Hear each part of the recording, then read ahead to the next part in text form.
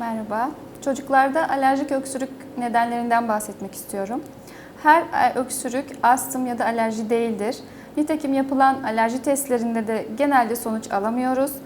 Boşu boşuna çocuklarımızdan bolca test alıp, bolca ilaç verip gereksiz diyebileceğimiz tedaviler uyguluyoruz.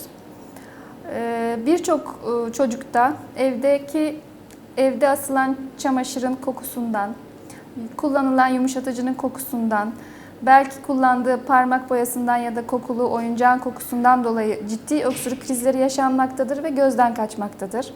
Asla çocuğumuzun oynadığı, yaşadığı, koşturduğu ortamda çamaşır kurutmamalıyız. Çocuğumuz evde aktif oynuyorken yıkadığımız perdeyi asmamalıyız.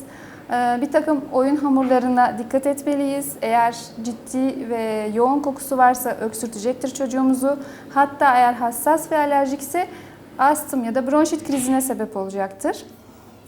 Onun dışındaki sebepler sigara kullanımı, evin herhangi bir odasında ya da balkonda sigara içilmesi, çocuğumuzun sigara dumanına maruz kalmadığı anlamına gelmez. Bu konulara dikkat edilirse daha iyi olur diye düşünüyorum.